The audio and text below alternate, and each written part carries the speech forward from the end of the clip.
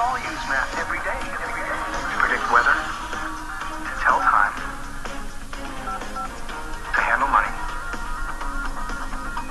Math is more than formulas and equations. It's logic. Math is more than formulas and equations. It's rationality. It's using your mind to solve the biggest mysteries we know.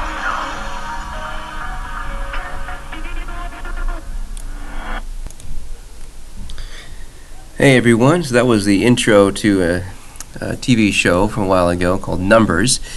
We're looking at 10.4, probability of disjoint and overlapping events. So we're going to look at what that is in just a few minutes here. But let's just get started with a quick little joke, or actually the cartoon, I should say, of the day. We got the Kent household here. It says, after many years of marital bliss, tension enters the Kent household. So I guess they had a squabble, and she's getting back at Superman by putting T-U-P-I-D on his S there to spell out stupid as he's reading the Daily Planet in the corner. Okay, so on to our page 300 of your notes. We're going to put a couple of vocabulary down here for compound event, overlapping, disjoint. So compound events is when you consider all the outcomes for either of the two events A and B, you form the union of A and B, as shown in the first diagram, as we can see here. So you might want to draw these diagrams down. I think this will be helpful to draw these diagrams down. It's a Venn diagram here. We have two circles, and the union is in here in the middle. And so you have your part that's, overlapping here in this part in the middle. So the whole thing here is a compound event. Compound event is when you have that kind of happening. So it says when you consider only the outcomes shared by A and B, you form the intersection of A and B, that's that middle part, as shown in the second diagram. So it's there right there. The intersection is just highlighted for you there in this one. And then here's what compound event is. It's just the union or intersection of two events. So if you have that going on, we would call it a compound event. It's not so important that you know it's called a compound event, but that's something that you need to know. Probability is going to be a little different in this situation. And then we have a couple other words down here. It says to find the probability of A or B. So A or B happening, you must consider what outcomes, if any, are in the intersection of A and B. Two events are overlapping when they have one or more outcomes in common. So for overlapping, what you want to put down is it's two events two events that have one or more outcomes in common. And then for disjoint, it's two events, and disjoint's the same thing as mutually exclusive. So those are the same thing. Disjoint or mutually exclusive are two events that have no outcomes in common. So here's a disjointed one. There's no outcomes in common right here. The intersection of A and B is empty. So that would be that diagram right there. So you have an overlapping part in these diagrams. That would be this part in here. Disjoint is where nothing is in common between the two.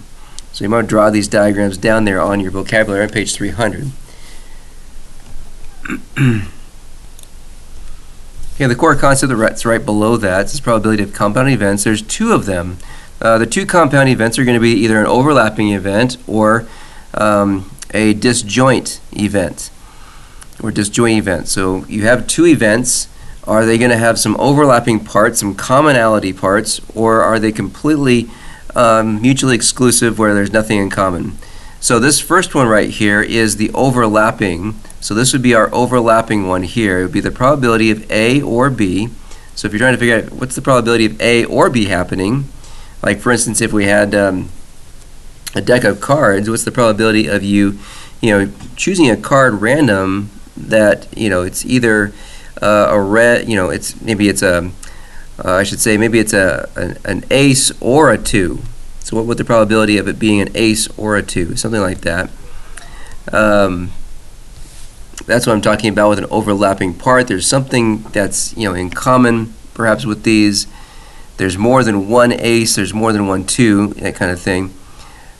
So in this case, probability of A or B is the probability of A plus the probability of B minus the probability of A and B.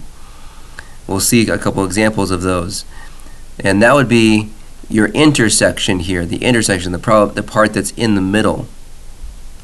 So it's the probability of what A would be, and then plus the probability of what B is B on their own individually, and then minus the probability of the two together, the middle part of that, the overlapping part.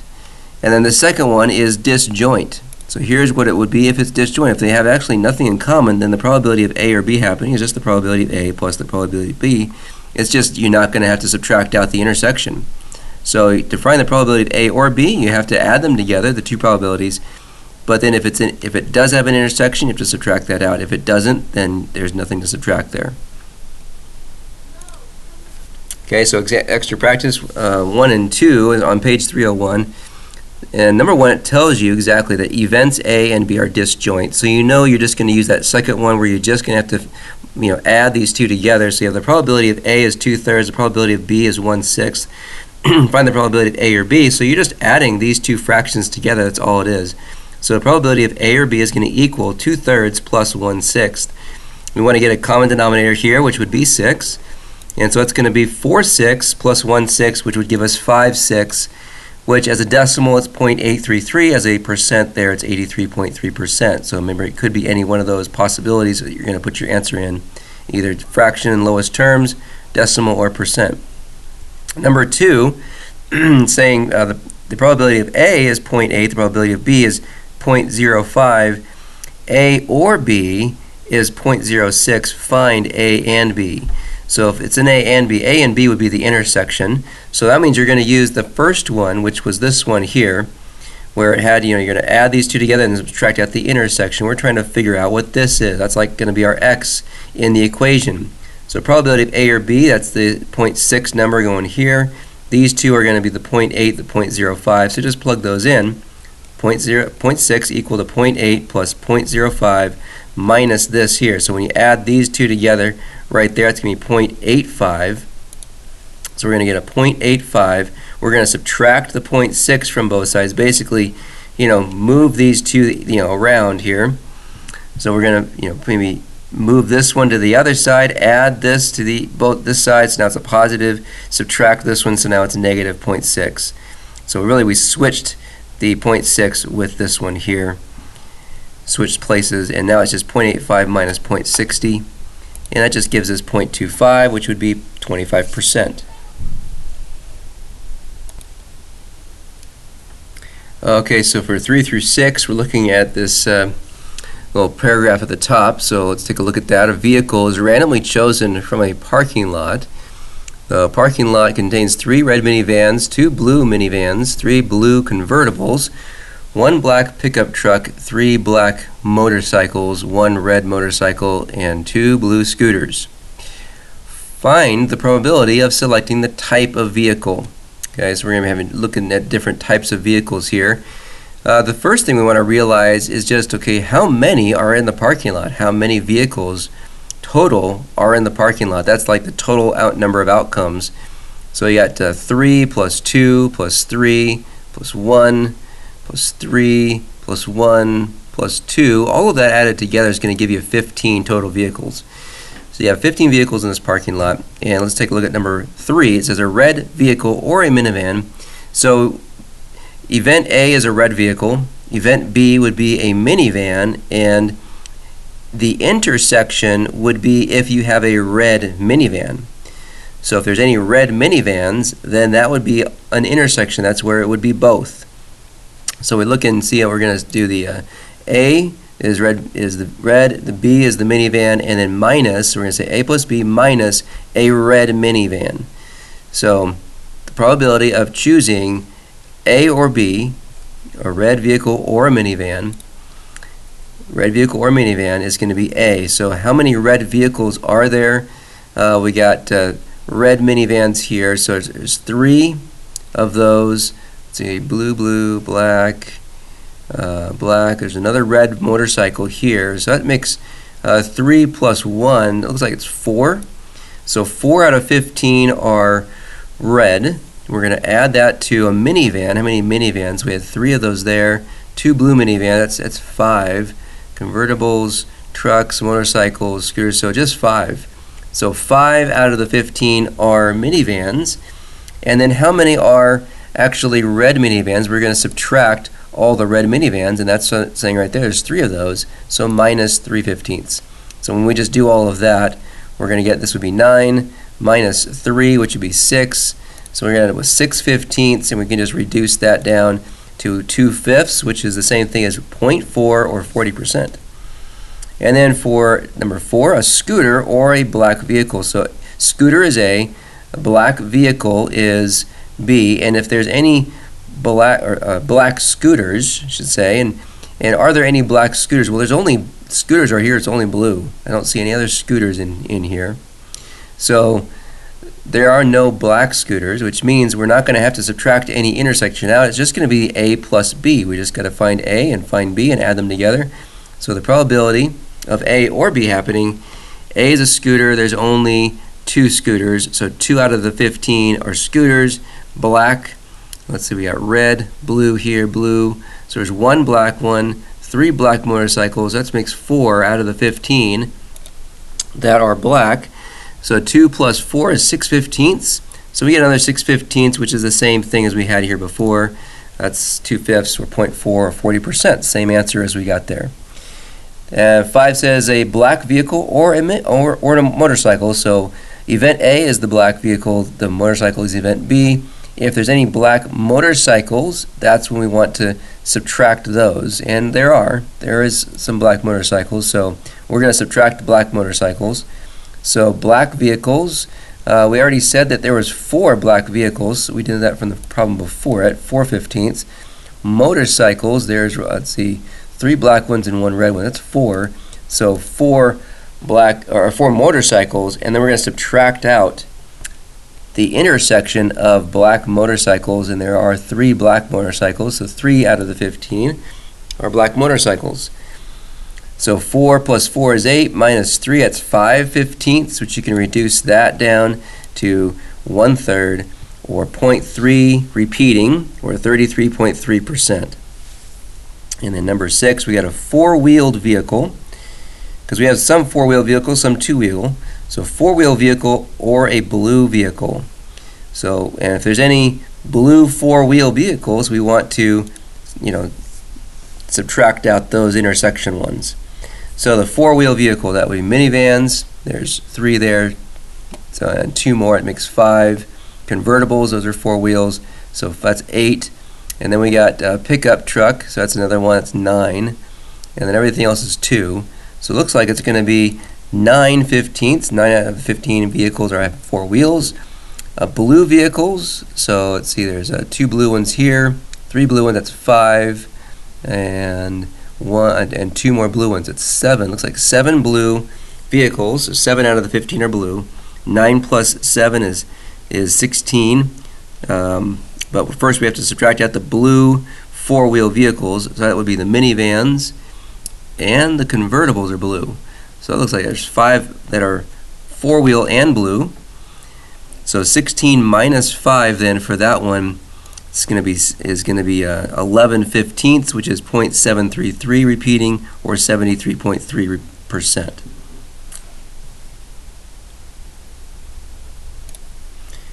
All right, here's our joke of the day. What do you call a fly with no legs? A walk. On page 302, we see 7 and 8 there at the top. So 7 says, during a basketball game, the coach needs to select a player to make the free throw after a technical foul on the other team. There is a 68% chance that the coach will select you, and a 26% chance the coach will select your friend. I'm not sure where those numbers are coming from, but that's just given to us. What is the probability that you or your friend is selected to make the free throw? So between the two of you, you and your friend, it's completely a disjointed event.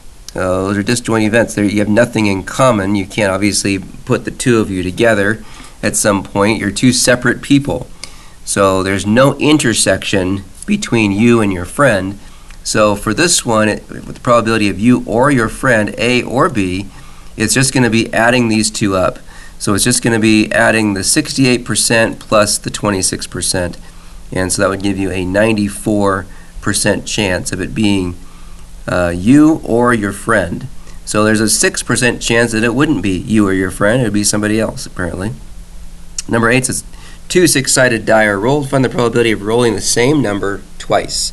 Now we need to realize that the 2 6-sided die are going to be rolled separately. And that probably should have been said here perhaps, but they're going to be rolled separately. You're going to roll one dice and get that number. What's the chance that, basically you'll get the same number again? That's what we're talking about. So if we look at the that Venn diagram, so we have the overlapping one here. This does have an overlapping part because let's just say that we're trying to roll 2 ones in a row, 1 and then another 1. Well, they both dice. So here's each of these would represent a dice. 6. Here's 5 on this one with 1 more, and then 5 and then 1 more again. So you have the intersection inside of here. They're both the same thing. They're both 1. And actually, you probably shouldn't have put that as a. Let me see here. Way down here. So I should probably actually remove. Oops. There we go. One of these dots in here. Yeah. Just have 1 in there, because in this circle is 6, and in this circle is 6. There you go. So that's what we really should see. The intersection is just one number. That would be the number you're trying to get both times. And so there's 5 over here that are not, and 5 over here that are not the same number as that. So then, as we find the probability of this, what's the probability of doing that? You're going to use the one where there is an intersection. You're going to have to subtract out that intersection. Let's say here, yeah, there we go. So the probability of A or B is equal to the probability of A plus the probability of B minus the probability of A and B. So the probability of A would just be the first dice you roll. What's the chance of you getting 1, let's just say, on that dice? That would just be a 1/6. And then plus the probability of B, which is, again, you're trying to get a 1. The probability of that happening is a 1/6. And so then we would subtract out the intersection. The intersection actually is where, maybe that's why I put these 2 here, because realizing that there's a 1 on both of these. So there's really, there's 1 on each one. So there's really 2 numbers out of the 12 total numbers that you see on the 2 dice. So you're going to subtract out that intersection. There's the whole thing would actually have 12 on here. That's why you see there's 12 dots. 2 are in the intersection, so 2 out of 12 would be our intersection there. So we're going to minus out the intersection, which is 2/12. And so if we simplify this 2/12 to a 1/6, that's going to be 1/6 plus 1/6 minus 1/6. Well, these two 1/6 can cross each other out, and now you just have 1/6 or 0.167 or a 16.7% chance of that happening. Okay, problem number 9 says, out of 120 student parents, 90 of them can chaperone the homecoming dance or the prom.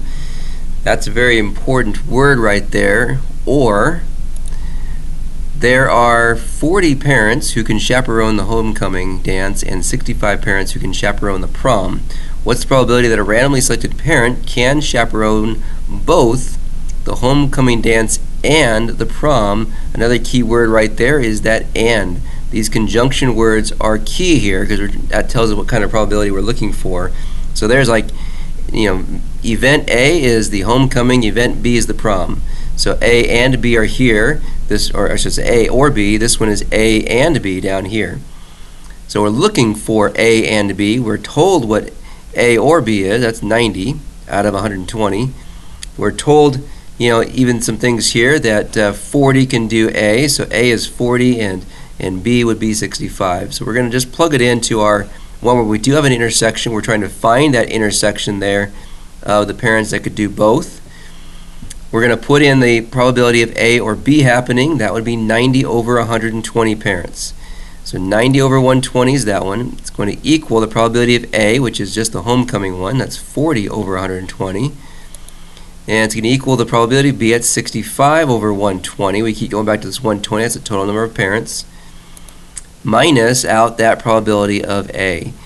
Now here's where we want to just switch these two. We want to reverse this and get all the fractions on this side. So we're going to add this probability of A and b to this side, subtract the 90 over 120. So that leaves these two here the same, and then these two are just going to switch places. So let's go ahead and switch the places for these two on the outside. And so now we have the probability of A and B over here, which we're trying to figure out, and then we just can put these together. So you can do 40 plus 65, that's going to be 105 minus 90. 105 minus 90 is 15 over 120. And then we can just reduce that to a fraction in lowest terms, which is 1/8. As a decimal, it's 0.125. As a percent, it's 12.5%. So the chance of that happening, the probability that a randomly selected parent can chaperone both, is a 12.5% chance. Okay, our last problem that we're going to do, number 10, is going to be like this one in the book. It may be good for you to go and look at the book and check this one out, at least after I do it, so that way you can kind of see this one too. So I'm just going to show you what this is. It's going to be using this kind of a little diagram here to figure this out.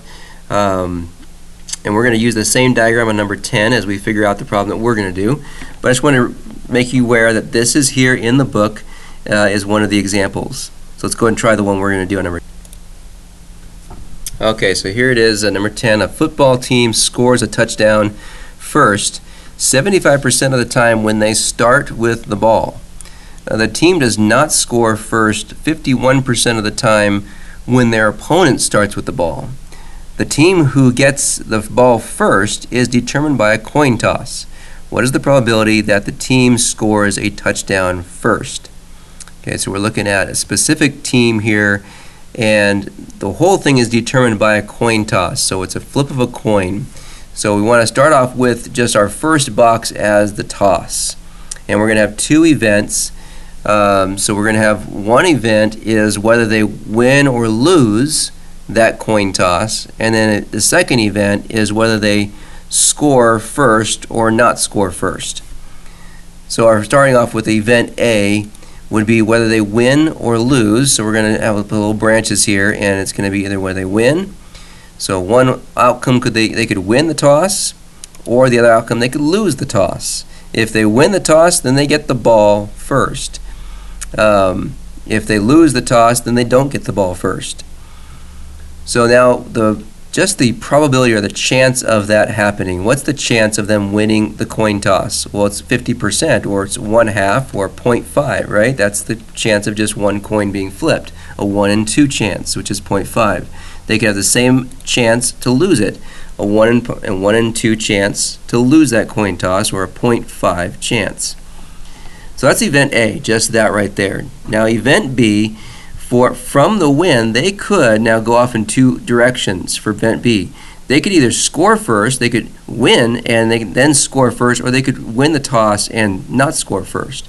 So that's going to be the two things here. So starting with event B, on the winning side of it, they're going to go two directions. They could either score first or they could not score first. And so the chances of that happening is going to be up here. It's going to tell us. So the team here scores a touchdown first 75% of the time when they start with the ball. That's when they win. When they win the toss, they start with the ball.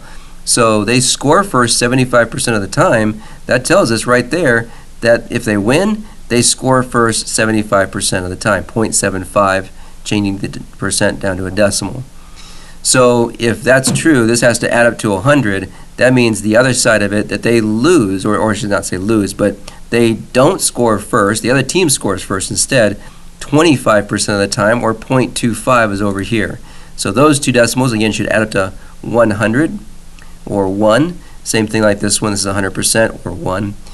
And then the losing could go also both same direction. They could either score first or not score first from losing. So they can lose that toss, but yet still score first, or they could lose the toss and not score first. And it tells us that here the team does not score first 51% of the time when their opponent starts with the ball. So that means that these numbers here, when they score first, that's going to be really 49%, because 51% is when they don't score first. So they do score first 49%, or 0.49, and they don't score first 0.51. So again, these two numbers are adding up to 1 or 100%. Okay, so now that's just all of that laid out. Now we got to use this information to be able to answer the question of what's the probability that the team scores a touchdown first. So we're looking at when they scoring first. That would be this one right here, this path, okay, where they win and then they score first here. So these two numbers are going with that one. And we're also looking at this one, which is this path, these two numbers, the 0.5 and the 0.49 numbers as well. So as we do this, we're going to be multiplying the probability of A times the probability of B plus probability of A again times the probability of B. So we have two different paths here. There's an A and a B for each path. So we're going to add those two paths together. So for the first path here, that's going to be 0.5 times the 0.75.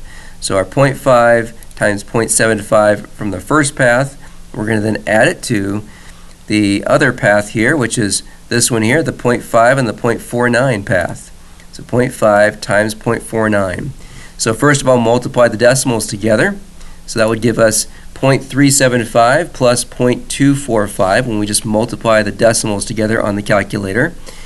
And then just add these up. You can do it on the calculator as well. That adds up to 0.62, which is the same as 62%. So the answer here, what is the probability that the team scores a touchdown first, is that they're going to score a touchdown first 62% of the time. Alright, so that concludes our lesson here for 10.4, and I guess I'll see you guys later.